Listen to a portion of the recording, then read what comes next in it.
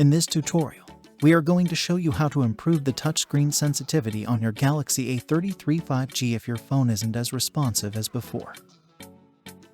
To begin, pull down the notification panel and then tap on the gear icon. On the main settings menu, tap Display. Scroll down a bit, and you should see the option Touch Sensitivity at the lower part of the screen. To enable it, simply tap on the switch next to it. Once enabled, your phone's screen will become more responsive and sensitive than before.